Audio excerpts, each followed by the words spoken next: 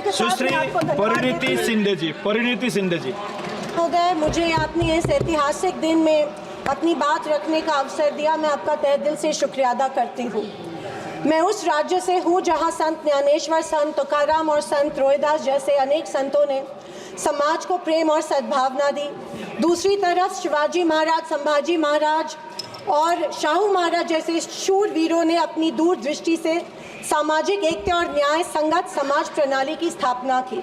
मैं उस महाराष्ट्र की पुत्री हूँ जहाँ महिलाओं के अधिकार सुनिश्चित करने हेतु अनेक आंदोलन द्वारा महात्मा ज्योतिबा फुले, क्रांति ज्योति सावित्रीबाई फुले जैसे समाज सुधारकों ने समाज को एक नई दिशा दी। मैं उस महाराष्ट्र की बेटी हूँ जहाँ के महान सुपुत्र डॉक्टर बाबा साहेब अम्बेडकर जी ने इस देश को संविधान के रूप में एक सशक्त और न्याय संगत लोकतांत्रिक मूलाधार प्रदान किया। पर आज उसी महाराष्ट्र में बीजेपी के सरकार के शपथ विधि के बिल्कुल 5 दिन बाद उसी संविधान की प्रत की विटंबना की जाती है। मैं इस बात का निषेध करती हूँ। परभणी जिले में संविधान के प्रत की विटंबना की गई।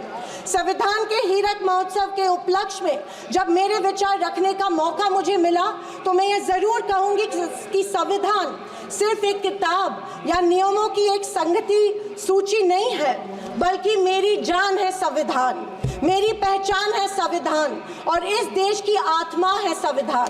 दूसरी तरफ आज़ादी के 50 साल बाद तक अपने तिरंगे को और संविधान को न मानने वाले सत्ता पक्ष के लोग इस देश की उसी आत्मा को कमजोर और खोखला करने की साजिश कर रहे हैं। इसी शुरुआत उसी दिन हो गई जिस दिन धर्मनिरपेक्षता, सेक्युलरिज्म जो संविधान का एक मूलभूत आधार स्तंभ है, उसी को लेके एक गाली या एक कलंक में रूपांतरित करने का प्रयत्न सत्ताधारियों द्वारा होने लगा है।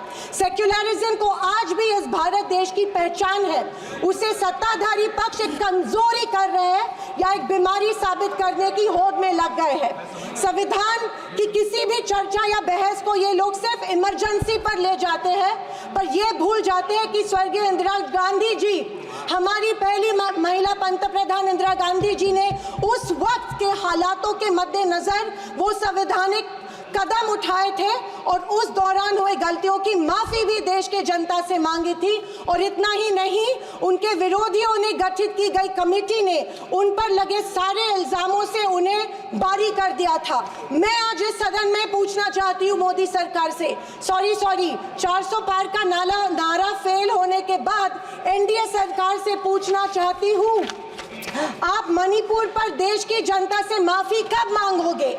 आप किसान आंदोलन में शहीद हुए 700 से अधिक किसानों के परिवारों की माफी कब मांगोगे? नोटबंदी के चलते हजारों लोगों के परिवार और छोटे कारोबार बंद हुए, उसके लिए माफी कब मांगोगे? हाथरस के लिए, उन्नाव के लिए आप माफी कब मांगोगे?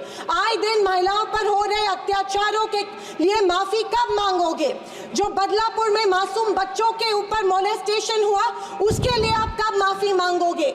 जेल में बैठकर अपराधी मर्डर प्लॉट्स गुजरात में सरकार उनको संरक्षण दे रही है, उसके लिए आप कब माफी मांगोगे? खैर, ये इनकी हिस्ट्री रही है या इनके डीएनए में है कि माफी सिर्फ खुद को बचाने के लिए अथॉरिटी में बैठे लोगों से मांगते हैं, आम जनता से ये माफी नहीं मांगते हैं। सत्ताधारी पक्ष के संविधान पर दिए गए भाषण सुनकर हंसी आ रही थी और अचरज भी हो रहा था, क्योंकि जो लोग इस देश में संविधान स्थापित होने के बाद हर पल संविधान को कोसते रहते हैं और हमेशा इस संविधान के विरोधी रहे हैं, उन्हीं को आज संविधान के गुणगान करते देख मन में प्रसन्नता हो रही है और संविधान के प्रति मेरी निष्ठा द्विगुणित हो रही है, क्योंकि ये एहसास हो रहा था कितने ही झूठ के पहाड़ बना लो, सच के आगे आखिर झुकना ही पड़ता है।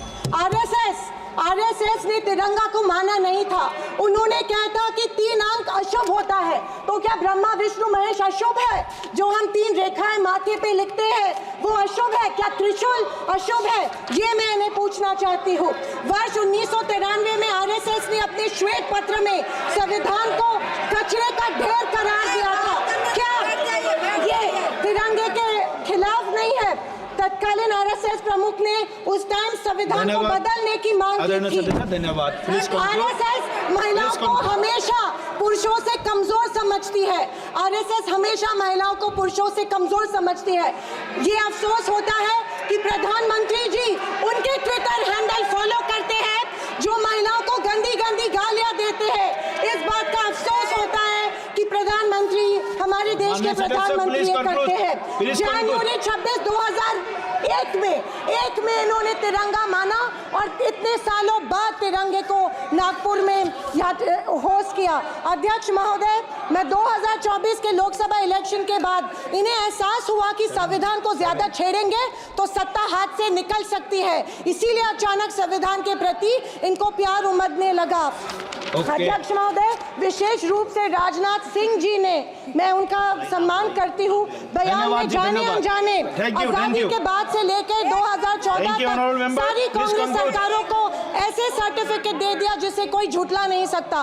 उनके मुताबिक संविधान की बदौलत एक गरीब का बच्चा प्रधानमंत्री बना, लेकिन उसकी नींव सर 2 मिनट सर प्लीज। मैं आखिर में यही कहना चाहती हूँ, मैं भारत का, मैं कुछ पंक्तियां कहना चाहती हूँ।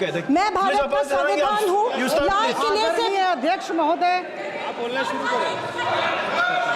हिंदी की एक प्रसिद्ध कविता की कुछ पंक्तियों से, एक सेकंड, मैं भारत का संविधान हूँ, लाल किले से बोल रहा हूँ। मैंने तो समता सौंपी थी, तुमने फर्क व्यवस्था कर दी।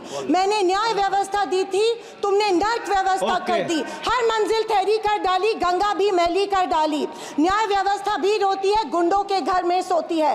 गांधी को गाली मिलती है, डाकू को ताली मिलती है। क्या आपराधिक चलन हुआ है? आदरणीय अध्यक्ष महोदय, हिंदी की एक प्रसिद्ध कविता की कुछ पंक्तियों के साथ मैं अपने वक्तव्य की उपस्थापना करना